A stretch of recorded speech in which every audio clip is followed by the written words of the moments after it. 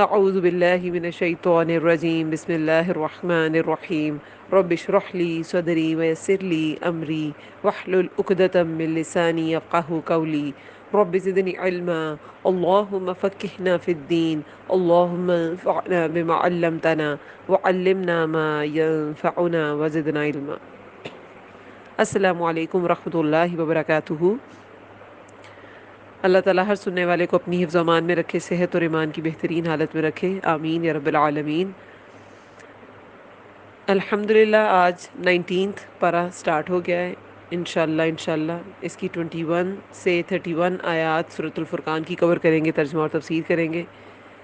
18 پارہ کے اینڈ سے ہی سورۃ الفرقان کا آغاز ہو گیا ہے اور مکی صورت ہے۔ اس کا جو مضمون ہے وہ یہی ہے کہ جو کفار کے اعتراضات تھے نبی صلی اللہ علیہ وسلم پہ کہ یہ عام انسانوں کی طرح ہیں، کھاتے پیتے ہیں، بازاروں میں چلتے ہیں، ان کا جواب دینا، اور قرآن کے بارے میں جو ان کے اعتراضات تھے کہ یہ اس نے ڈکٹیٹ کر لیا ہے، اور نبی صلی اللہ علیہ وسلم خود امی تھے اور وہ ڈکٹیٹ کرنے کی بات کرتے تھے کہ اس نے لکھوا لیا ہے انہیں۔ تو یہ بالکل ایک بے تکی سی ایک بات تھی، بے تکا سا ان کا ایک جواز تھا جو وہ گھڑتے تھے خود، اور کبھی کہتے تھے قوم آخرون، ایک دوسری قوم سے لکھوا لیا ہے، غلاموں سے اور ان لوگوں سے یا جن کوئی آتا ہے، ان کے اعتراضات تھے جس کا جواب پچھلی آیات میں دیا گیا۔ یہی اعتراضات جو تھے یہ مزید انشاءاللہ ہم اب پڑھیں گے 19 پارہ میں بھی سورۃ الفرقان، آج کے لیکچر میں بھی، اور مزید کچھ نیکسٹ لیکچر میں بھی جائیں گے۔ مکی صورت ہے، اس میں رسالت کے اسبات پہ دلائل ہیں کہ رسالت جو ہے وہ نبی صلی اللہ علیہ وسلم پر وہ بالکل حق ہے، سچی بات ہے۔ رسول اللہ صلی اللہ علیہ وسلم اللہ کے رسول تھے اور آخری رسول ہیں، خاتم النبیین ہیں۔ انہی سب چیزوں پہ دلائل ہیں۔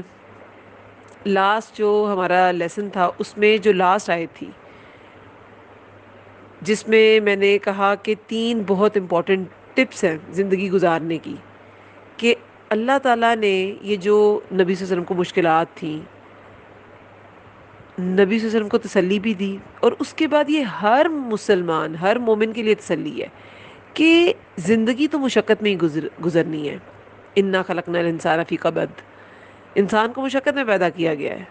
اللہ تعالیٰ فرماتے ہیں بے شک ہم نے انسان کو مشقت میں پیدا کیا ہے، تو وہ تو مشقت میں ہی گزرنی ہے، اور اس مشقت میں بعض کے لیے فتنہ ہوں گے، جیسے کہ کافروں کے لیے مسلمان تھے اور مسلمانوں کے لیے کافر تھے۔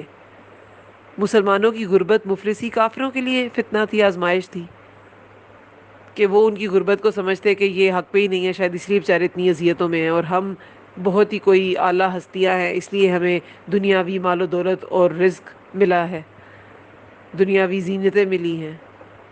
تو اللہ تعالیٰ نے فرمایا کہ بعض کے دشمن ہیں۔ اب یہ میں ریپیٹ اس لیے کر رہی ہوں کیونکہ بینگ اے وومن، خواتین، زیادہ لسنر جو ہیں وہ خواتین ہیں، تو خواتین کے لیے یہ سمجھنا بہت امپورٹنٹ ہے۔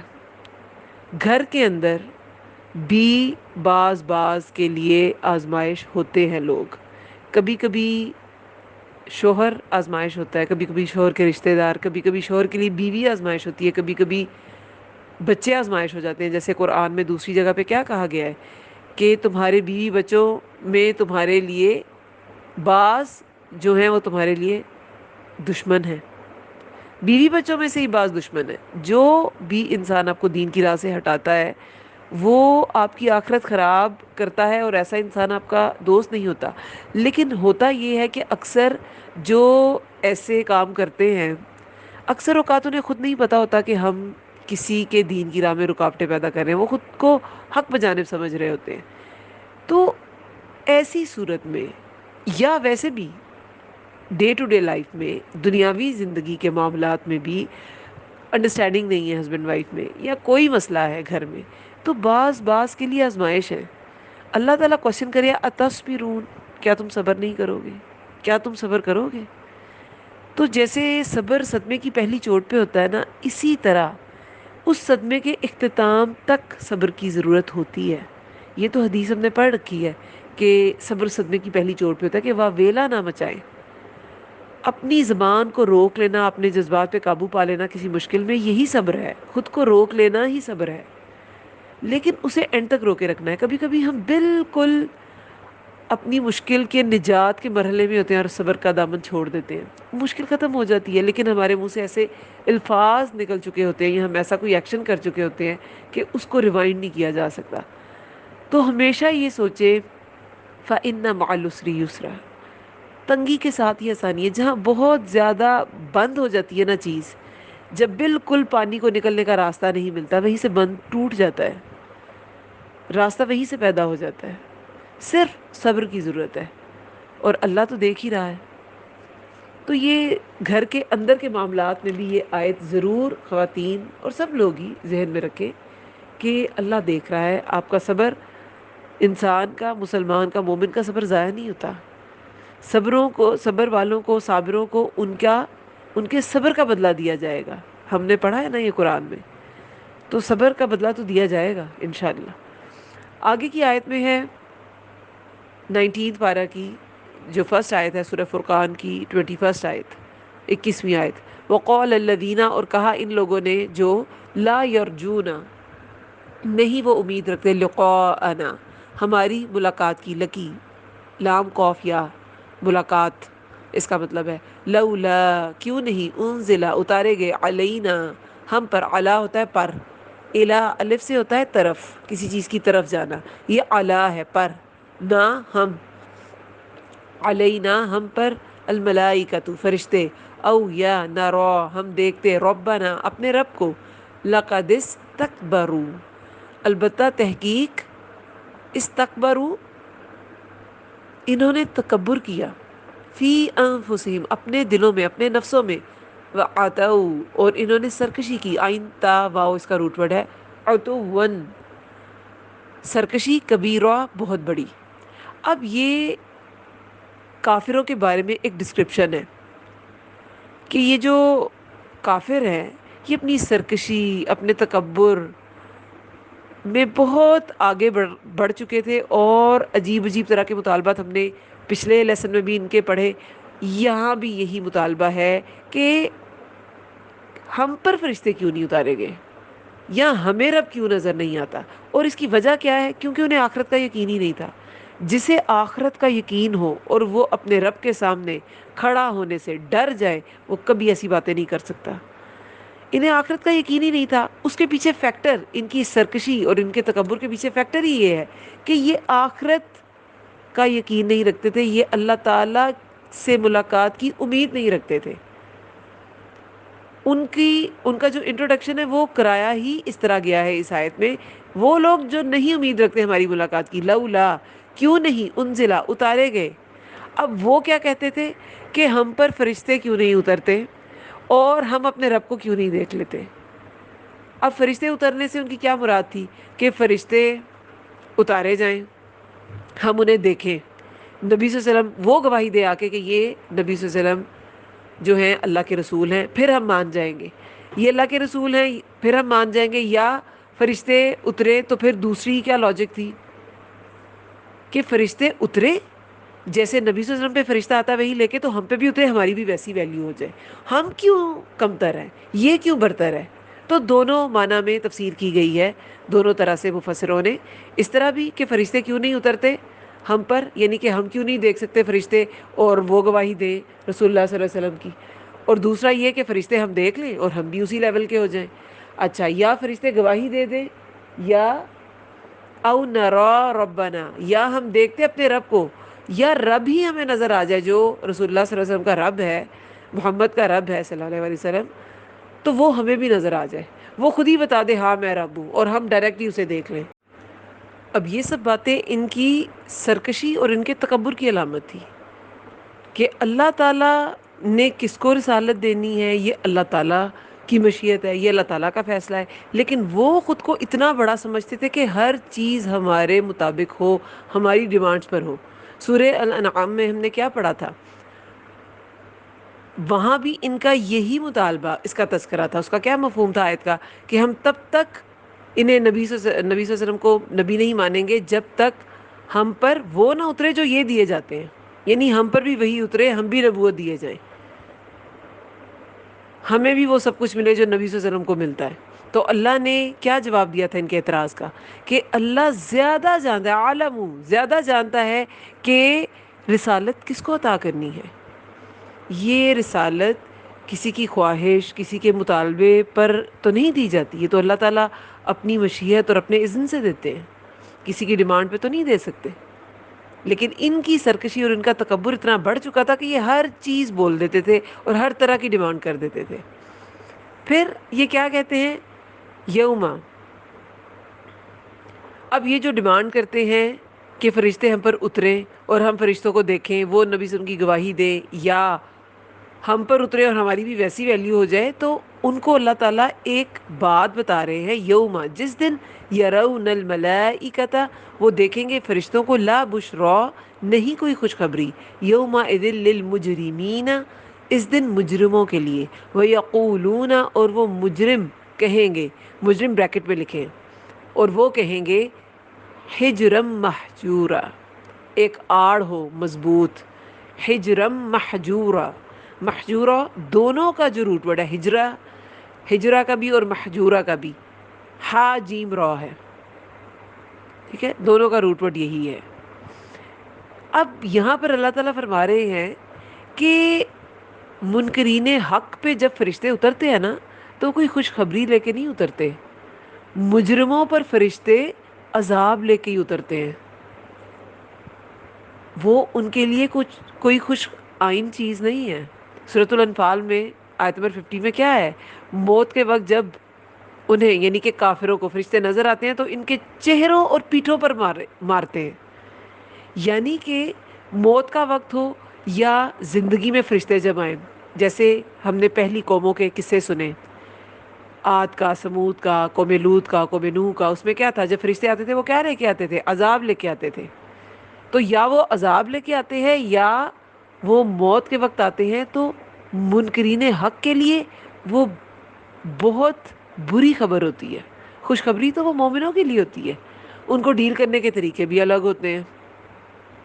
جب ایک نیک روح کو فرشتہ رہنے آتا ہے تو وہ سلام کرتا ہے، وہ سلام کرتا ہے، وہ خوشخبری دیتا ہے۔ جب اسے آسمانوں کی طرف روح کو لے کے جایا جاتا ہے تو وہیں اسے پتہ چل جاتا ہے۔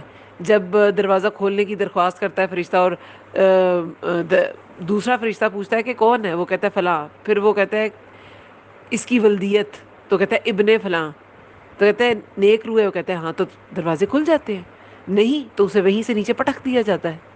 تو خوشخبری مومنوں کے لیے، بد کے لیے تو کوئی خوشخبری نہیں ہے۔ جنت میں بھی جو فرشتے ہیں وہ مومنوں کے لیے دروازہ کھولیں گے، جہنمیوں کے لیے تو فرشتے کیا ہے؟ داروغہ ہوگا، اور عذاب دینے والے فرشتے ہوں گے، نہ وہ سنیں گے کسی کی چیخ، نہ ان کا دل نرم ہوگا ان کی طرف سے، کچھ بھی نہیں ہوگا۔ سورہ الانعام آیت نمبر 8 میں کیا آتا ہے؟ اور اگر ہم اتارے فرشتہ تو پھر کر دیا جائے گا، فیصلہ کر دیا جائے گا، پھر نہ وہ مہلت دیے جائیں گے، پھر ان کا فیصلہ کر دیا جائے گا، پھر ان کا جو ان کے ساتھ سلوک کرنا ہے نا وہ پھر کر دیا جائے گا، پھر انہیں مزید مہلت نہیں ملے گی۔ تو فرشتوں کا آنا اہل ایمان کے لیے خوشخبری ہے، کافروں کے لیے نہیں۔ کافروں کے لیے تو دیکھیں قیامت کے روز بھی جن کے ہاتھ میں، بائیں ہاتھ میں اعمال نامہ ہوگا وہ تو سیدھے جہنم میں، جن کے دائیں ہاتھ میں ہوگا وہ خوشخبری ہے ان کے لیے۔ اور جب جو ذکر آتا ہے ان کا، جو صابرین ہیں، صبر کرنے والے تھے، وہ پہلے چلے جائیں گے، تو انہوں نے کہا کیا تمہیں اجازت ملی ہے؟ تو وہ کیا کہیں گے کہ ہم نے دنیا میں صبر کیا تھا، کہ ہم نے مشقت دنیا میں ہی اٹھا لی تھی، تو ان کے لیے دروازے کھول دیے جائیں گے۔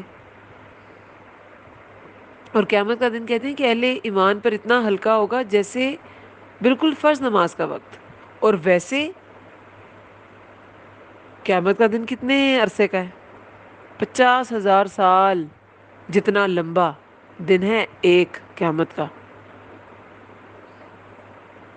اب یہاں جو ورڈ ہے نا، ہجرم محجورا، یہ محاورے کی طرح ہے، عربوں میں یہ محاورے کی طرح بولا جاتا تھا۔ اس ورڈ کا ہجر، ہا جیم را، حجر سے ہے۔ حجر کیا ہوتا ہے؟ حجر اسود ہم سنتے ہیں سب، حجارت ان سے، پتھر. حجر اسود کیا ہے؟ کالا پتھر. تو ہجر وہ جگہ جس کے ارد گرد پتھروں کی چار دیواری ہو، پتھروں کی باؤنڈری بنائی جائے حفاظت کے لیے، پناہ کے لیے. ٹھیک ہے، تو وہ چیز ہجر ہوتی ہے. ہجر وہ چیز، اس چیز کو بھی کہتے ہیں جو ایک چیز کو دوسرے سے الگ کر دے، یعنی کہ ایک آڑ، اسے بھی ہجر کہتے ہیں. ہجر عقل کے لیے بھی استعمال ہوا ہے قرآن میں. کیوں؟ عقل انسان کو غلط کاموں سے، نقصان سے بچاتی ہے نا، وہ بھی ایک آڑ ہوتی ہے انسان کے لیے، جو غلط کاموں سے یا نقصان دہ چیزوں سے اس کو بچا کے رکھتی ہے. تو عقل کے لیے بھی ہجر لفظ استعمال ہوا ہے.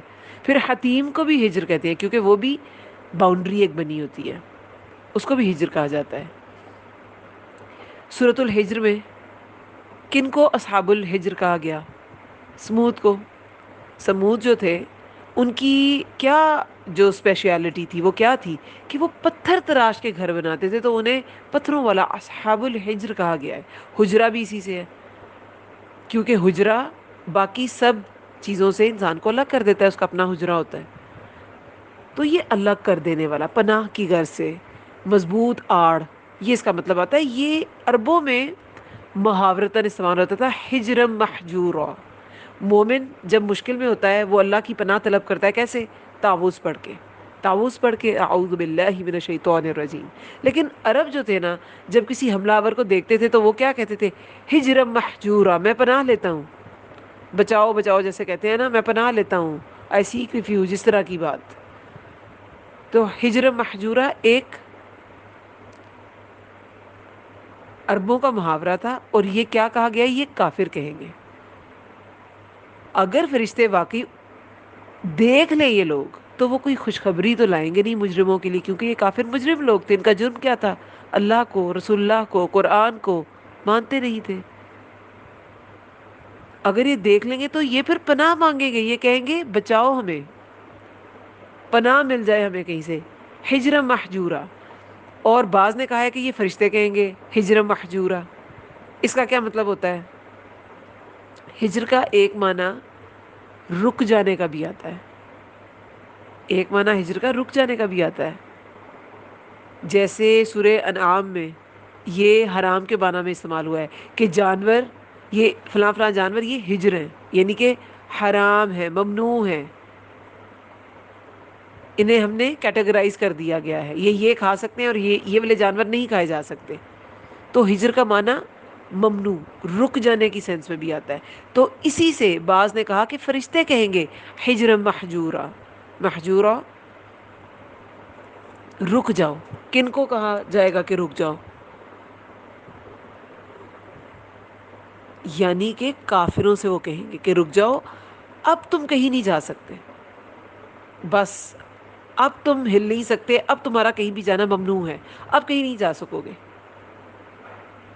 تو ان کافروں کو بتایا جا رہا ہے کہ یہ جو فرشتوں کی تم ڈیمانڈ کرتے ہو، ان کا آنا تمہارے لیے کہیں بھی، کسی بھی طرح، کہیں سے بھی خیر کا باعث نہیں ہے.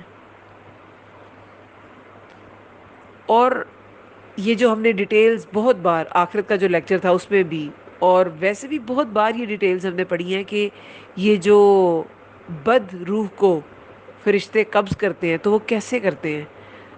جو روح ہے وہ اسی کے جسم میں بھاگتی پھرتی ہے، اور ایک روایت میں کیا آتا ہے کہ وہ ایسے نکالتے ہیں کہ وہ اس کے ایک ایک پٹھے، ہر چیز سے وہ ٹوٹ ٹوٹ کے باہر آتی ہے، ایسے جیسے خاردار جھاڑی کے اوپر سے چادر کھینچی جائے، وہ اس طرح باہر آتی ہے.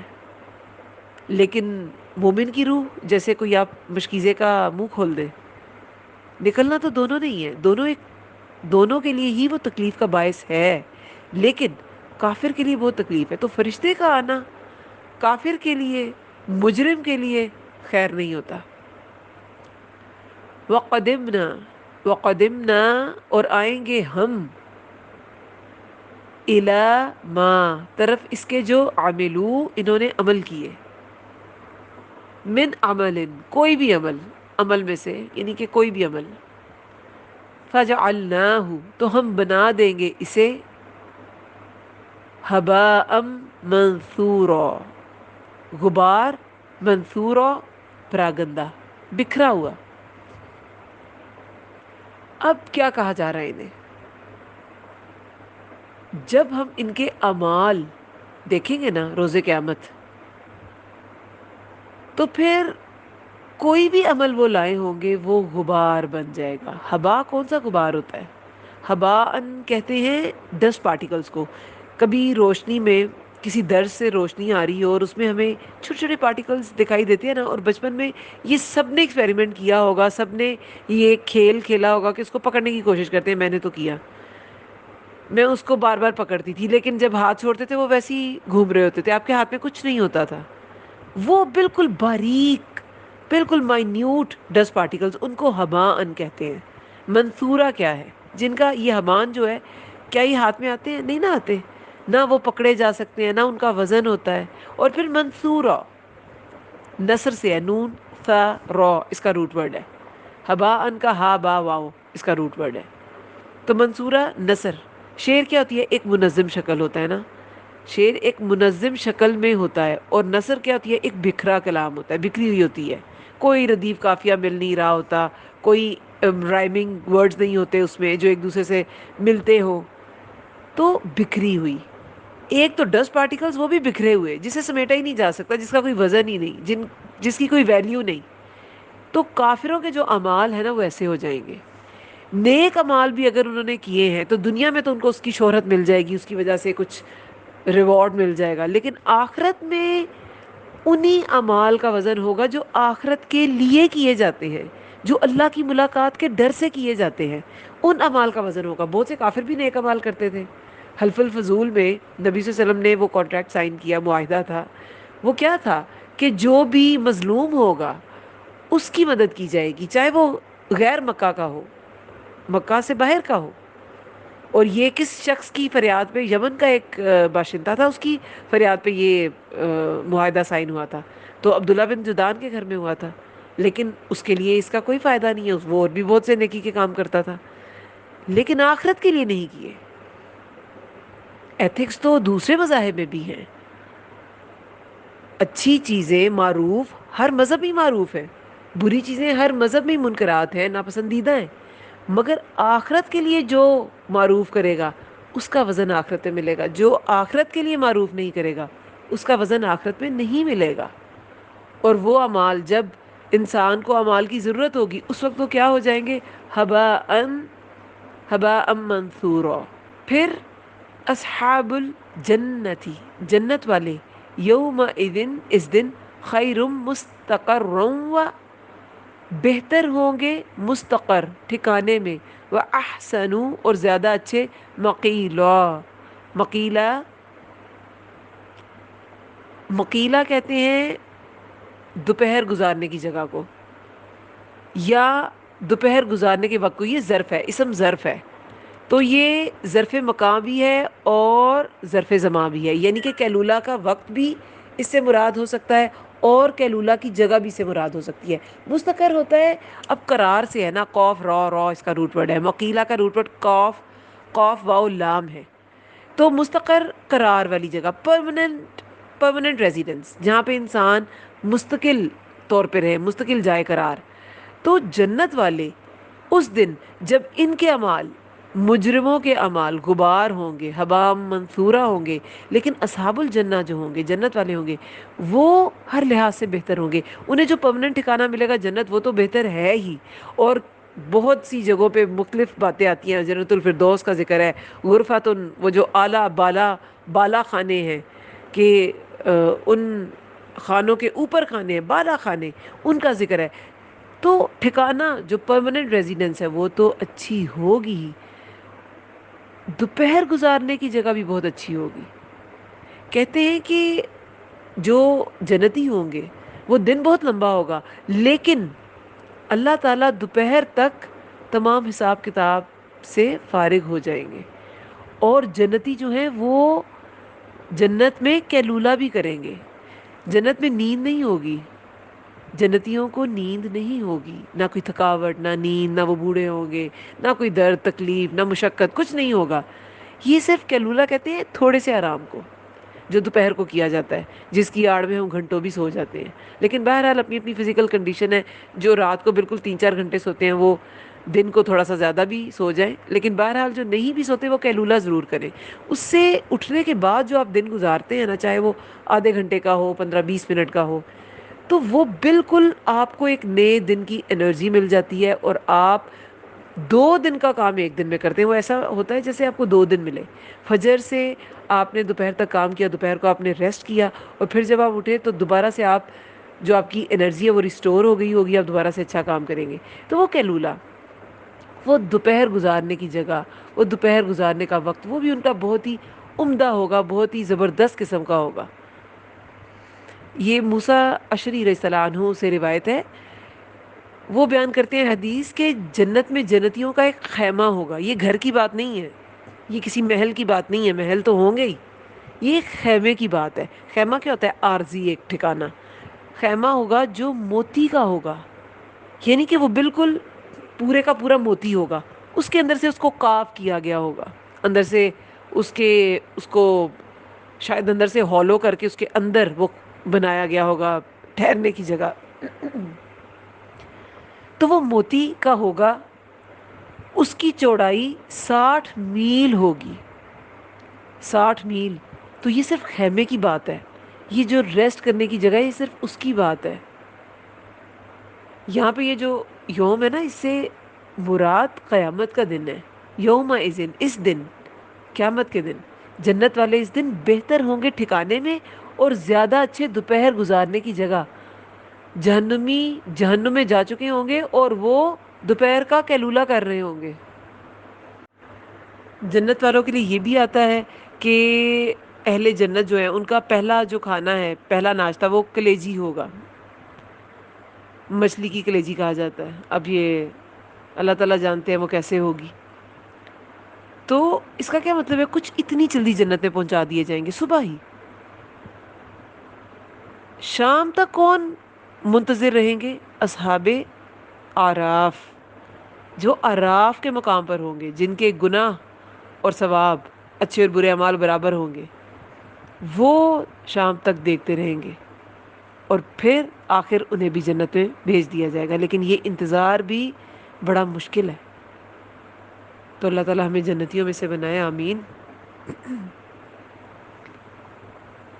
پھر وَيَوْمَ، اور جس دن تشقق السماء، پھٹ جائے گا آسمان، بالغمامی، 7 بادلوں کے، وَنُزِّلَ الْمَلَائِكَةُ، اور اتارے جائیں گے فرشتے، تنزیلا، اتارا جانا. اب اس دن کی تھوڑی سی تصویر کھینچی گئی ہے روز قیامت کی، کہ جس دن پھٹ جائے گا آسمان. آسمان پھٹنے کا بہت سی دوسری جگہوں پہ بھی ذکر ہے. اور سورہ انشقاق کو تو سٹارٹ ہی اس سے ہوتا ہے کہ آسمان پھٹ جائے گا. سورہ الحاق کا آیت نمبر 16 میں آسمان پھٹے گا اور اس کی چولیں ڈھیلی پڑ جائیں گی. یعنی آسمان جو ہے وہ بالکل ڈھیلا ہو جائے گا. جو ہمیں چھت اپنے اوپر ایک محفوظ اللہ تعالیٰ نے ہمیں عطا کی ہے، یہ ایسی نہیں رہے گی. سورہ رحمان میں بھی آیت نمبر 37 میں آتا ہے آسمان پھٹے گا اور وہ لال رنگ کا ہوگا، یعنی کہ رنگ بھی بدل جائے گا. تو آسمان پھٹنے کا ذکر قرآن میں دوسری جگہوں پر بھی ہے. اب اس کی کیفیت کے بارے میں مزید کیا بتایا گیا ہے؟ اور جس دن آسمان پھٹ جائے گا 7 بادلوں کے، بالغمامی، وَنُزِّلَ الْمَلَائِكَةُ تَنزِيلًا، اور اتارے جائیں گے، نزلہ اتارے جائیں گے، الملائکۃ فرشتے، اتارا جانا. یہ پھر مفعول مطلق ہے، جو میں نے لاسٹ لیسن میں بھی سمجھایا تھا کہ تاکید ہے. اتارا جانا جیسے کہ اتارا جاتا ہے، مصدر کا نام ہے یہ. اور اتارے جائیں گے فرشتے، اتارا جانا. اب بالغمامی، آسمان تو پھٹ جائے گا 7 بادلوں کے. اب بی جو ہے نا، بی عربی میں اس کے 17 معنی ہیں. ایک تو ساتھ کے لیے آتا ہے، بادل، بادلوں کے ساتھ آسمان پھٹ جائے گا، یعنی کہ بادل بھی پھٹ جائیں گے، آسمان بھی پھٹ جائے گا، سب کچھ ٹکڑے ٹکڑے ہو جائے گا. پھر بی جو ہے، با جو ہے، بی بمانا بوجہ کے بھی آتا ہے کہ بادل کی وجہ سے آسمان پھٹ جائے گا. بالغمامی تشقق السماء، پھٹ جائے گا آسمان، بالغمامی، بادل کی وجہ سے. یعنی کوئی بادل آئے گا اور اس کی وجہ سے وہ کچھ ایسی چیز جنریٹ کرے گا کہ آسمان پھٹ جائے گا، یہ بھی ہو سکتا ہے۔ اب بی جو ہے وہ حالیہ بھی ہوتا ہے کہ کوئی چیز ہو جائے گی، آسمان پھٹے گا اور بالغمامی، آسمان پھٹے گا بالغمامی، بادل ہو جائے گا، یعنی کہ بادل کی شکل اختیار کر لے گا۔ اور یہ کیسے ہو جائے گا؟ سورہ قاریہ میں کیا آتا ہے؟ پہاڑ دھنکی ہوئی روئی کی طرح ہو جائیں گے، یعنی بادلوں جیسے ہو جائیں گے۔ تو آسمان بھی پھٹ جائے گا اور اس کی بھی شاید شکل تبدیل ہو جائے، اور اتنی بڑی چیز پہاڑ جو ہیں وہ دھنکی ہوئی روئی کی طرح ہو جائیں گے، تو آسمان تو پہلے سے ہی اوپر ہے، تو وہ بادل کی شکل ہو سکتا ہے اختیار کر لے۔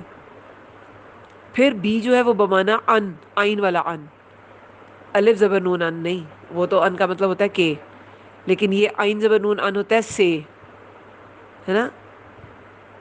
ان ابی ہریرہ، ابی ہریرہ سے حدیث ہے، اس طرح آتا ہے احادیث کی بکس میں یا جہاں بھی حدیث لکھی ہو۔ تو بی بمانا ان بھی ہے کہ آسمان پھٹے گا بالغمامی، بادل سے، اس میں سے بادل ایک آئے گا، اور اس بادل میں ہو سکتا ہے فرشتے بھی ہوں، اور آگے فرشتوں کا ہی ذکر ہے، اور اتارے جائیں گے فرشتے، اتارا جانا، کہ بادل، آسمان جو ہے وہ پھٹے گا، بادل اس سے آئے گا، سے کا مطلب یہ ہے نا، اور اس بادل سے ہی شاید فرشتے اترے اور اتارے جائیں گے فرشتے، اتارا جانا۔ اور یہ جو ان والا معنی ہے، یہ امام قرطبی نے یہ معنی کیا ہے کہ آسمان پھٹے گا اور اندر سے بادل نمودار ہوگا اور فرشتے اتریں گے، اور پھر کیا ہوگا؟ حساب کتاب قائم ہو جائے گا۔ اب اس دن کیا ہوگا؟ الملک، بادشاہت، یوم اذن الحق، اس دن برحق ہے، کس کے لیے؟ للرحمن، رحمان کے لیے، وکانا، اور ہوگا، یومن، وہ دن، علی الکافرین، کافروں پر، عسیرا، بہت سخت، عسر والا، تنگی والا۔ یسر کیا ہوتا ہے؟ آسانی، فإن مع العسر یسرا، تو یسر آسانی، عسر تنگی، تو کافروں پر یہ دن بہت تنگ ہوگا۔ اس دن بادشاہت صرف رحمان کی ہوگی۔ سورہ غافر میں کیا آتا ہے؟ آیت نمبر 16 میں اللہ پوچھیں گے آج بادشاہت کس کی ہے، تو کوئی جواب نہیں دے سکے گا، تو اللہ تعالیٰ فرمائیں گے ایک اللہ کے لیے، اللہ تعالیٰ پھر خود ہی فرمائیں گے کیونکہ کوئی جواب ہی نہیں دے سکے گا اللہ کی حشیت سے، اس دن کی ہیبت سے۔ تو اللہ تعالیٰ فرمائیں گے ایک اللہ کے لیے جو بہت زبردست ہے۔ سورہ مدثر میں بھی یہی مضمون ہے کہ وہ دن کافروں پر آسان نہیں ہوگا۔ سورہ مزمل میں بھی ایسے آتا ہے کہ یہ دن ایسا ہے جو بچوں کو بوڑھا کر دے گا، شیبہ، بچوں کو بوڑھا کر دے گا۔ ایک تو اس کا یہ بھی مطلب آتا ہے کہ طویل اتنا ہوگا کہ بچے جو ہے وہ بوڑھے ہو جائیں گے۔ ایک یہ کہ جیسے ہم نارملی بھی محاورتاً کہتے ہیں نا کہ اس مشکل نے تو مجھے، ان مشکلات نے تو مجھے بوڑھا کر دیا ہے، تو مشکل کی وجہ سے، اس کی طوالت کی وجہ سے بھی طویل ہوگا، مشکل کی وجہ سے، اعمال کا بوجھ اٹھائے ہوئے ہوں گے، اس بوجھ کی وجہ سے، اس مشقت کی وجہ سے، اس مشکل کی وجہ سے وہ دن جو ہے وہ بچوں کو بوڑھا کر دے گا۔ بادشاہت اس دن رحمان کے لیے ہوگی، اور کافروں پر وہ دن بہت سخت ہوگا۔ وَيَوْمَ، اور جس دن، يَعَضُّ الظَّالِمُ، دانتوں سے کاٹے گا ظالم۔ یعض جو ہے آئین ضاد اس کا روٹ ورڈ ہے، یعض الظالم، ظالم کسے کاٹے گا؟ علی یدیہ، اپنے دونوں ہاتھوں پر، یقول، وہ کہے گا، یا لیتنی، اے کاش کہ میں، اتخذت، بنا لیتا، حمزہ خا ذال اس کا روٹ ورڈ ہے، بنا لیتا، اخذ کر لینا، بنا لینا، مع الرسول سبیلا، ساتھ رسول کے کچھ راستہ۔ اب یہ جو ورڈ ہے نا یعدو، یہ جاندار چیز کو کاٹنے کے لیے آتا ہے، عدو، بے جان گوشت ہم کھا رہے ہیں، پکا ہوا گوشت، اس کے لیے یعدو کا ورڈ نہیں یوز ہوگا۔ عربی میں کاٹنے کے لیے بھی بہت سے الفاظ استعمال ہوتے ہیں، تو ہاتھ جو ہے وہ جاندار چیز ہے نا ہماری، تو جس دن ظالم اپنے دونوں ہاتھوں پہ کاٹیں گے، یہ ظالموں کی کیفیت بیان کی جا رہی ہے. انسان کب ایسی کیفیت محسوس کرے کہ اپنے ہی ہاتھ کاٹنے کو دل جائے؟ جب بہت پچھتاوا ہو، بہت پچھتاوا ہو اور کر بھی کچھ نہ سکے، بے بس ہو جائے انسان، تو پھر کیا کرتا ہے؟ اس کا دل چاہتا ہے اپنے ہی ہاتھ کاٹ لے. یہ ان کی دماغی کیفیت کے بارے میں بات ہے. اور جس دن دانتوں سے کاٹے گا روز قیامت، ان کی کیا کیفیت ہوگی؟ جو مومن ہیں ان کے لیے تو مستقر بھی بہت اچھا ہے، مقیلہ بھی بہت اچھا ہے. اور کافروں کے لیے جب آسمان پھٹ جائے گا، فرشتے اتر آئیں گے، بادشاہت تو رحمان کی ہے، کافروں کے لیے سختی ہے. وہ اس سختی سے، شرمندگی سے کہ یہ ہم نے کیا کر ڈالا، اپنے ہاتھ دانتوں سے کاٹے گا، اپنے دونوں ہاتھوں پر. اور کیا کہے گا؟ یا لیتنی، یا لیتنی اتخذت، بنا لیتا میں ساتھ رسول کے کچھ راستہ. لیتا جو ہے نا حرف مشبہ بالفعل، حروف کی بہت سی اقسام ہے نا، ان میں سے ایک قسم ہے مشبہ بالفعل. یہ حرف استعمال ہوتا ہے جب آپ نے کسی تمنا کو ظاہر کرنا ہو، آرزو کو ظاہر کرنا ہو، تو اس لیے یہ ورڈ اس معنی میں آتا ہے لیتا. تو یا لیتنی، یا اے کے لیے، لیتا کاش، نی میں، اے کاش کہ میں بنا لیتا میں رسول کے ساتھ کوئی راستہ، کہ میں رسول اللہ کے ساتھ ہو جاتا، میں ان کا راستہ اپنا لیتا، میں ان کا ساتھی بن جاتا. جب کافر اللہ تعالیٰ کا مومنوں کے ساتھ سلوک دیکھیں گے، مومنوں کو وہ جو انعامات مل رہے ہیں وہ دیکھیں گے، تو پھر یہ حسرت کا جملہ ہے ان کا، یا لیتنی، یا لیتنک، یا لیتنی اتخذت مع الرسول سبیلا. یہ کاش میں اللہ کے رسول کے ساتھ کوئی راستہ بنا لیتا، میں ان کا ساتھی ہو جاتا. یا ویلتا، ہائے افسوس مجھ پر. لیتنی، اب یہ دوبارہ افسوس کا اظہار ہے. لیتنی کاش کہ میں لم نہ اتخذ میں بناتا فلانن فلاں کو خلیلا دلی دوست. اب یہ کیا حسرت کرے گا کہ کاش میں فلاں کو دلی دوست نہ بناتا. ایک حسرت یہ کہ رسول اللہ کے ساتھ شامل ہوتا، ان کے گروپ میں ہوتا، ان کا راستہ میرا راستہ ہوتا. اور دوسرا یہ کہ میں فلاں کو دوست نہ بناتا، کیونکہ انسان اپنے دوست کے دین پہ ہوتا ہے. یہ دوست آپ کو دین سے، آپ نے بہت اچھی تربیت کی بچوں کی، لیکن اگر آپ نے ان کی کمپنی کا دھیان نہیں رکھا، ان کے دوست اچھے نہیں ہیں، صرف مسلم ہونا کافی نہیں ہے. جو آؤٹ آف کنٹری ہیں ان کے لیے تو وہ یہی تلاش کرتے ہیں چلے ایٹ لیسٹ مسلم فرینڈز ہوں، لیکن صرف مسلمان ہونا بھی کافر نہیں ہے، کافی نہیں ہے. میں نے ایسے کیسز بھی دیکھے ہیں کہ کچھ پیرنٹس نے یہ رلائے کر لیا کہ چلے میری بیٹی کی مسلم ہی فرینڈ ہے، لیکن اسی نے اس کو بہت زیادہ نقصان پہنچایا. مسلمان ہونا کافی نہیں ہے، اللہ کا خوف ہونا کرائٹیریا ہے، تقوی کرائٹیریا ہے. تو اپنے دوستوں کا دھیان رکھنا ہے کہ ان کے خلیل کون ہے. یہ ایک واقعہ آتا ہے نا، یہ 28 نمبر آیت کے ہی پس منظر میں واقعہ آتا ہے، اور کچھ کے خیال میں یہ آیت اس واقعے کی وجہ سے ہی نازل ہوئی. واقعہ ایسے ہے کہ کفار کا ایک سردار تھا عقبہ.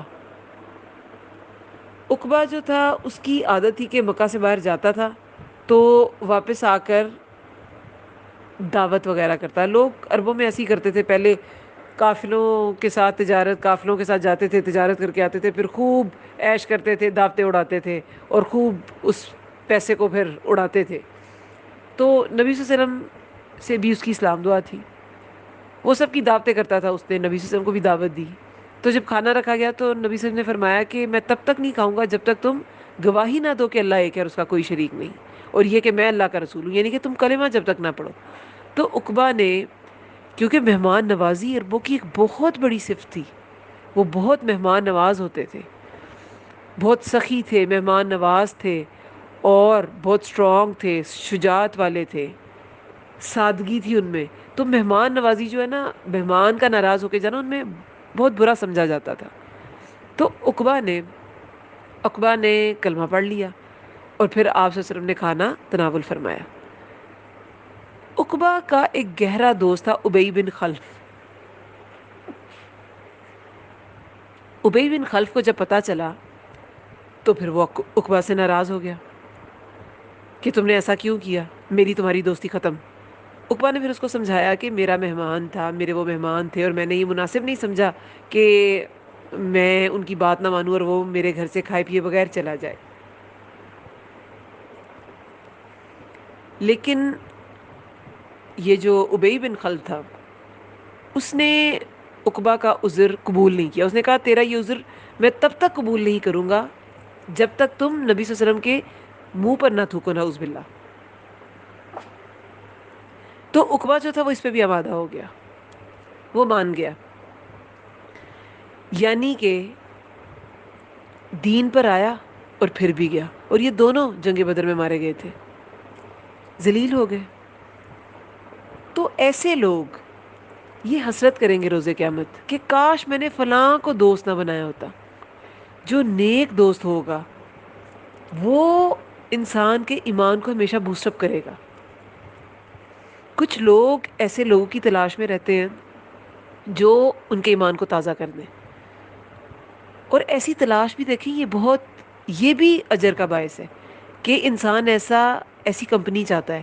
وہ صرف کمپنی فن کے لیے نہیں چاہتا کہ مجھے بڑا میں انجوائے کروں اور میں ان کے ساتھ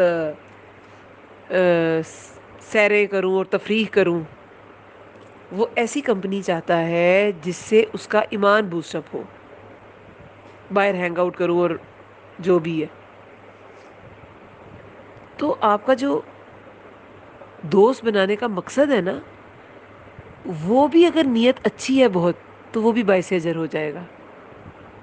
نیک دوست ہوگا، نیک دوست کیسا ہے؟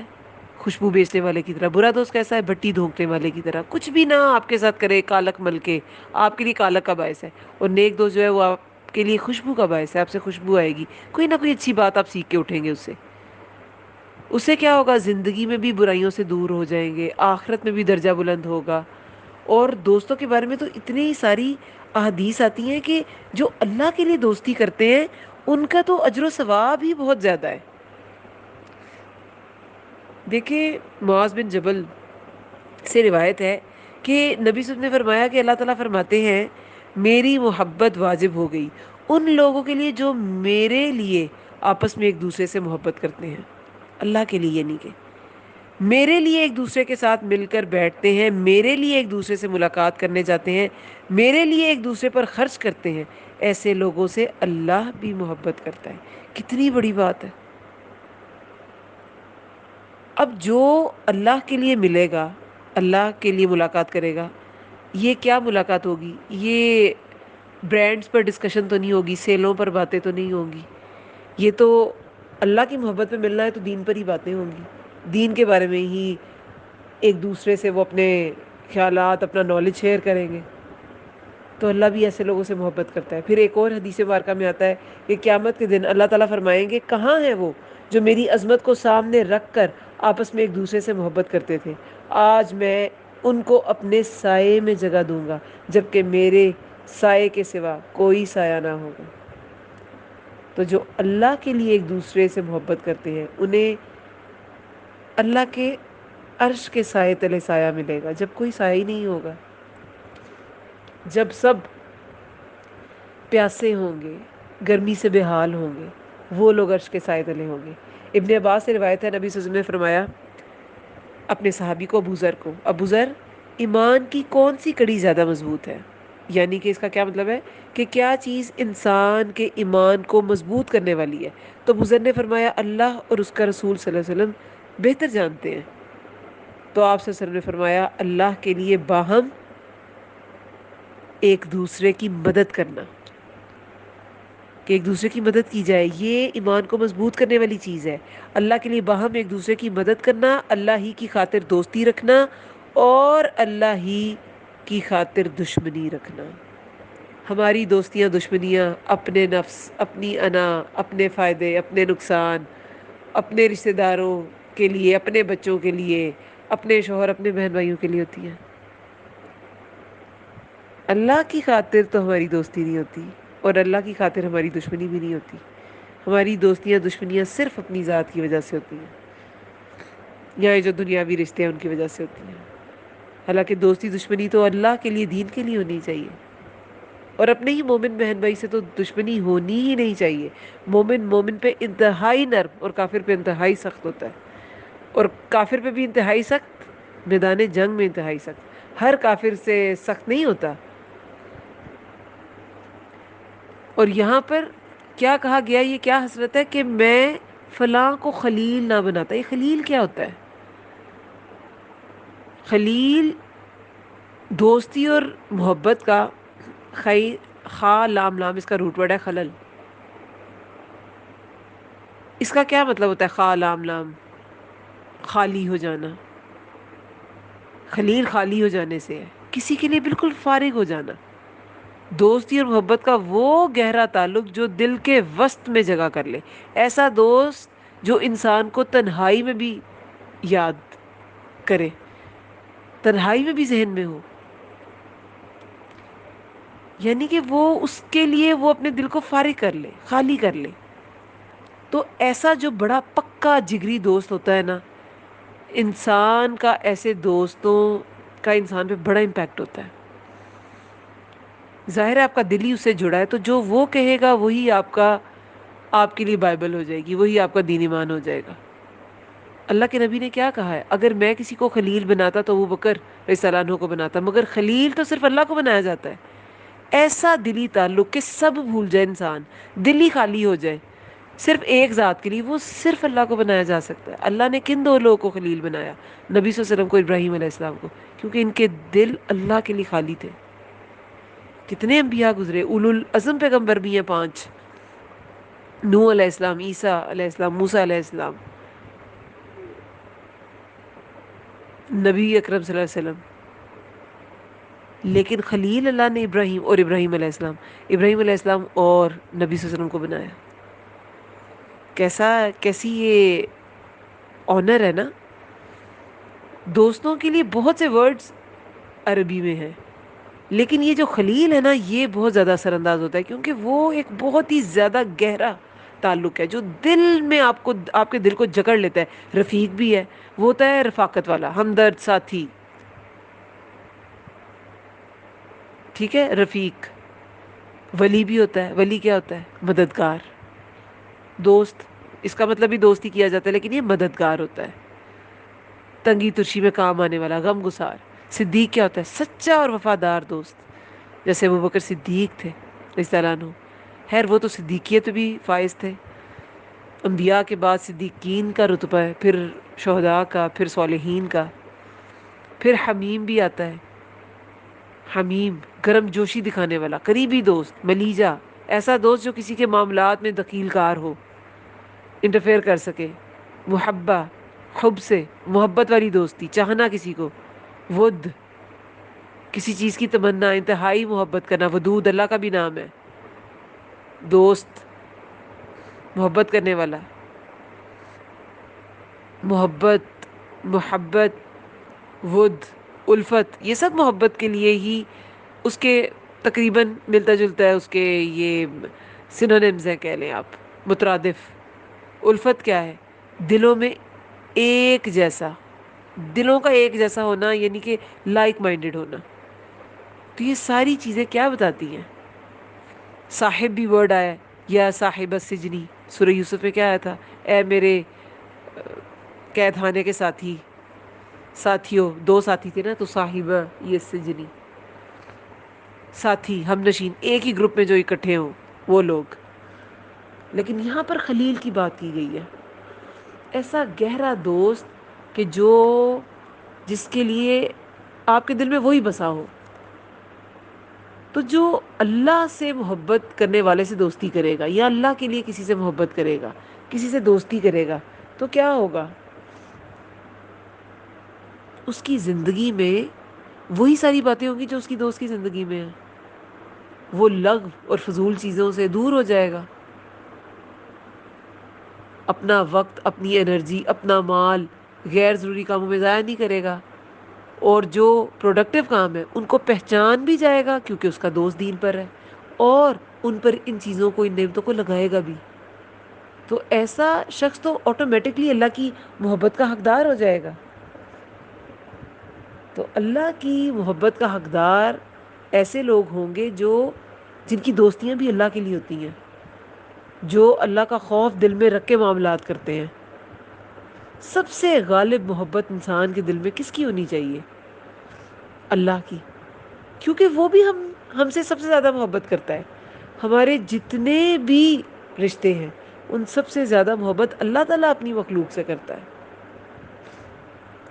پھر آگے آیت نمبر 29 میں ہے لقد، البتہ تحقیق، اضلنی، اس نے بھٹکا دیا مجھے، عن الذکری، ذکر سے مراد یہاں قرآن ہے، بعد اس کے کہ اذ، جب، جاءنی، وہ آیا میرے پاس، وکانا، اور ہے، الشیطان، شیطان، للانسانی، انسان کو، خذولا، چھوڑ دینے والا.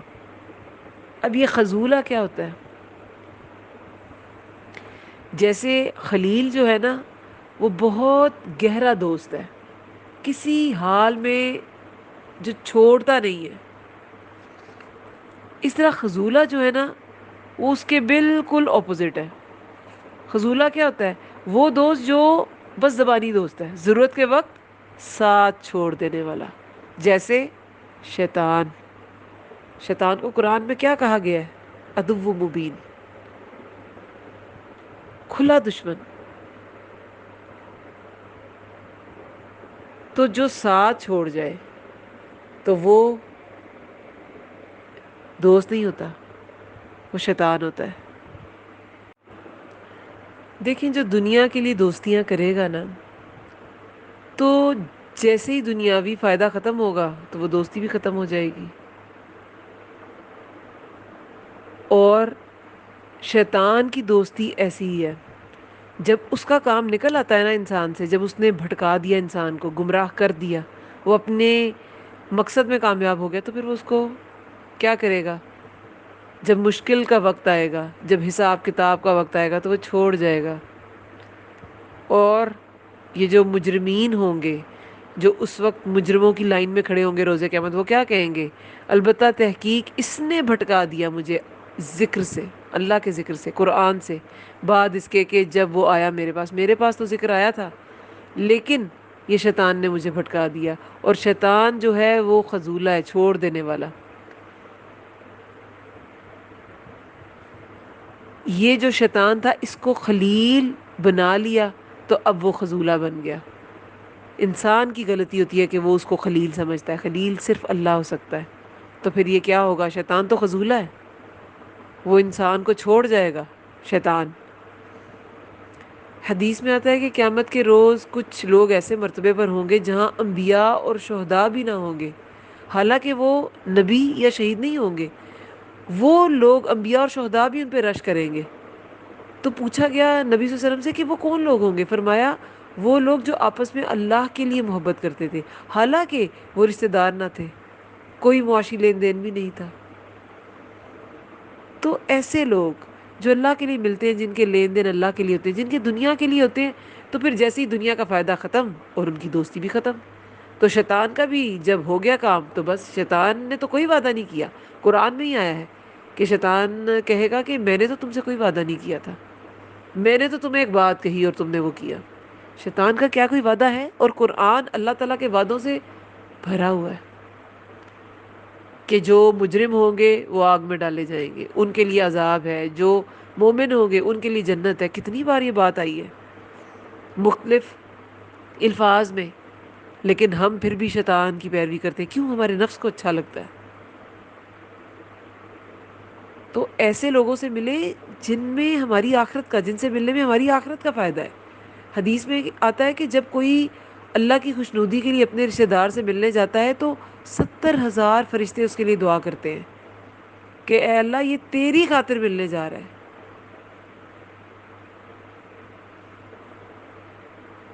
تو اللہ کے لیے ہمارا ملنا، ہماری دوستیاں اللہ تعالیٰ کے لیے ہوں. ابو ذر سے روایت ہے کہ کیا تم جانتے ہو کہ اللہ کو، یہ حدیث مبارکہ ہے کہ کیا تم جانتے ہو اللہ کو سب سے زیادہ کیا بات پسند ہے؟ تو صحابہ میں سے کسی نے کہا کہ نماز، کسی نے کہا زکوٰۃ، کسی نے کہا جہاد. آپ سے سب نے فرمایا یہ بات کہ محبت ہو تو اس کے لیے، دشمنی ہو تو اسی کے لیے. یہ بات اللہ کو سب سے زیادہ پسند ہے کہ ہماری دوستیاں دشمنیاں اللہ کے لیے ہو جائیں.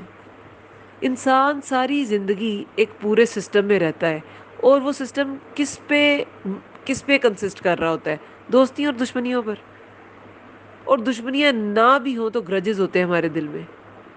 تو یہ بات ہمیشہ یاد رکھیں، اللہ کے لیے اگر آپ نے کسی سے ٹرمز رکھنے ہیں نا، تو آپ کی دشمنی ہوگی ہی نہیں کسی مسلمان سے. آپ معاف کر دیں گے، یا کم از کم صبر ضرور کر لیں گے، روک لیں گے خود کو نفرت کرنے سے، کسی کے لیے برا سوچنے سے.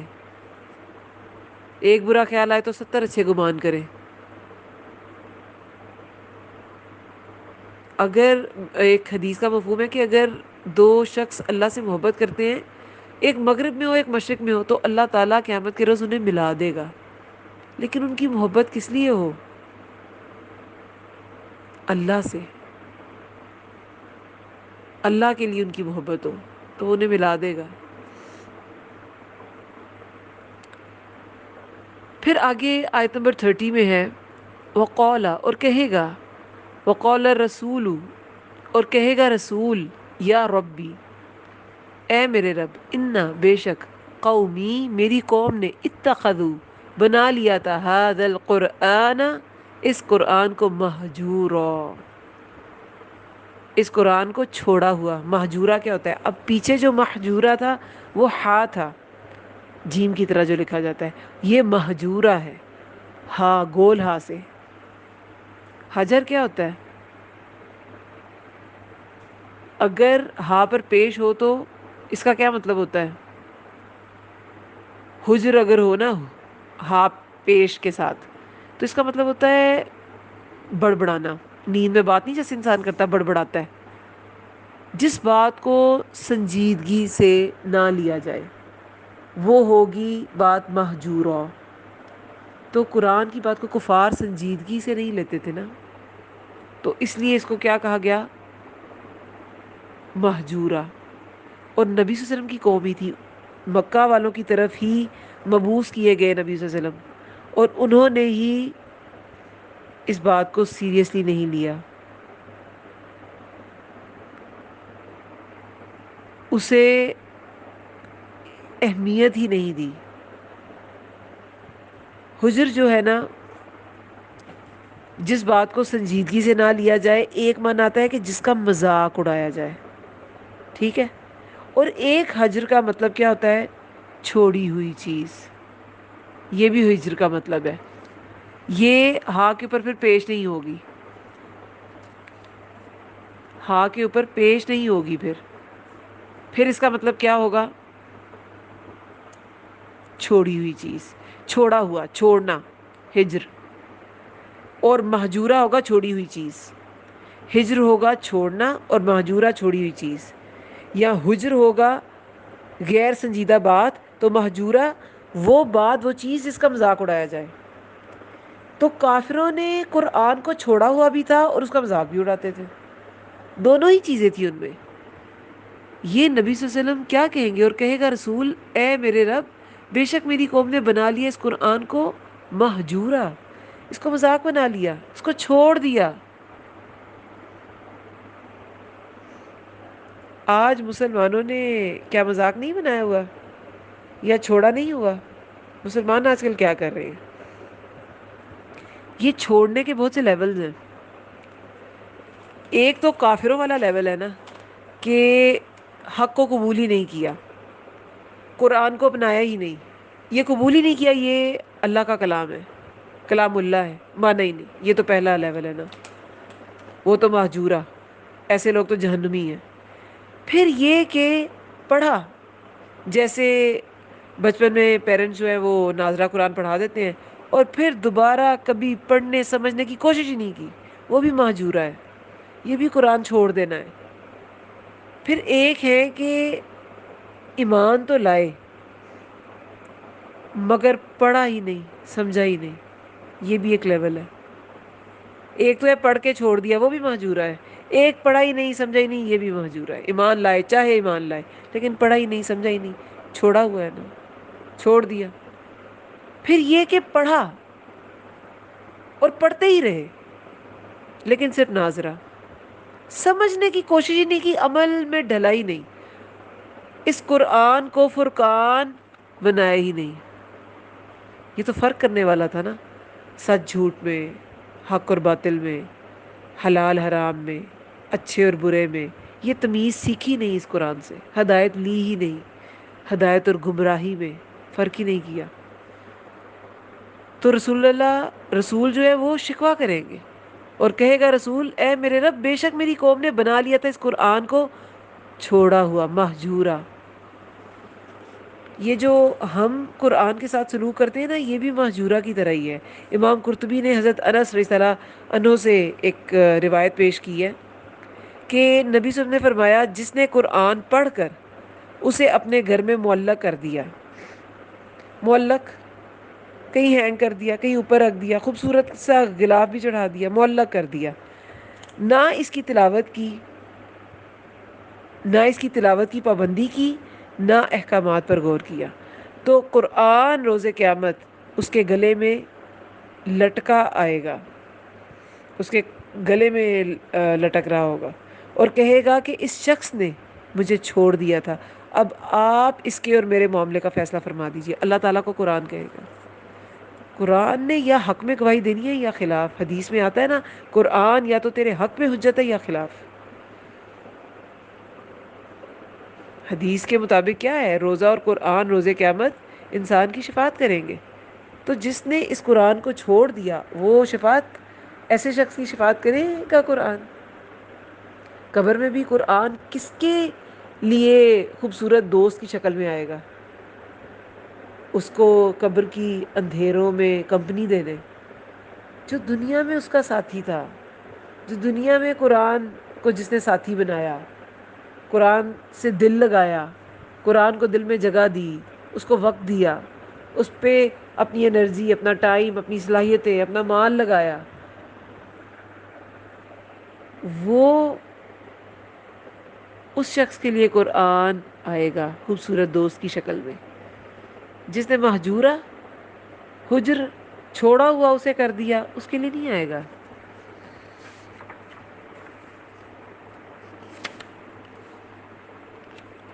پھر آیت نمبر 31 میں ہے، وَكَذَلِكَ، اور اسی طرح جعلنا، بنایا ہم نے، لِكُلِّ، ہر، واسطے ہر، نبی، نبی کے لیے، یا پھر لِكُلِّ نبی، ہر نبی کے لیے، عدوًا من المجرمین، عدوًا من المجرمین، عدو دشمن، من المجرمین مجرموں میں سے، وکفا، اور کافی ہے، بربک، آپ کا رب، ہادیًا ونصیرا، ہدایت دینے والا اور مدد کرنے والا۔ اسی طرح بنایا ہم نے ہر نبی کے لیے دشمن۔ اب رسول کہے گا کہ یہ تو میری قوم نے تو میرا قرآن کو جو ہے وہ چھوڑ دیا۔ اب کفار کے کانٹیکس میں یہ آیات اتری ہیں، لیکن آج مسلمانوں نے بھی اسے چھوڑ دیا ہے، وہ بھی اس کی آیات کا نعوذ باللہ مذاق اڑاتے ہیں۔ اور ویسے کتاب کا، مصحف کا اتنا احترام پیچھا نہیں کرنا، لیکن عملی زندگی میں پیچھا کیا ہوا ہے، ہر چیز سے پیچھے، ہر فلسفے سے، ہر تعلیم سے، ہر علم سے، ہر ضرورت سے پیچھے رکھا ہوا ہے۔ کھانا پینا کپڑا ہمیں یاد ہے، لیکن ہماری روح کی جو ضرورت ہے، ہدایت، ہمیں یاد ہی نہیں ہے، تو ہم نے بھی پیچھے ہی رکھا ہوا ہے۔ تو پھر اللہ تعالیٰ فرماتے ہیں کہ اسی طرح بنایا ہم نے ہر نبی کے لیے دشمن۔ کفار نے تو ویسے چھوڑ رکھا تھا نا، اور اس کو اپناتے نہیں تھے۔ تو اللہ تعالیٰ نبی صلی اللہ علیہ وسلم کو تسلی دے رہے ہیں، پہلے بھی تسلی دی ہے، پھر تسلی دی جا رہی ہے کہ اسی طرح بنایا ہم نے ہر نبی کے لیے دشمن، مجرموں میں سے، مجرموں میں سے ہر نبی کی قوم میں، ہر نبی کی قوم میں نبی کے لیے مجرم ہوتے تھے، دشمن ہوتے تھے نبی کے۔ مجرم کون، کس کو کہا جا رہا ہے؟ قوم کے وہ لوگ جنہوں نے نبی کی تعلیمات کو قبول نہیں کیا، اور نبی صلی اللہ علیہ وسلم کی قوم میں سے کفار مکہ جو تھے وہ مجرمین تھے۔ اسی طرح بنایا ہم نے ہر نبی کے لیے دشمن مجرموں میں سے، اور کافی ہے آپ کا رب ہدایت دینے والا اور مدد کرنے والا۔ سورہ الانعام میں آیت نمبر 101 میں آتا ہے نا، اسی طرح ہم جنوں انس کے شیطانوں کو ہر نبی کا دشمن ہم نے بنایا، ہر نبی کا دشمن بنایا ہم نے، جنوں انس، یعنی کہ جنوں انس کے شیطانوں کو۔ ہر نبی کا دشمن بنایا۔ شیطان جو ہے نا کبھی جنوں کی شکل میں آتا ہے، کبھی انسانوں کی شکل میں۔ ہر وہ انسان جو آپ کو راہ حق سے ہٹاتا ہے وہ شیطان کی شکل اختیار کیے ہوتا ہے، وہ شیطانی ہی ایک شکل ہے۔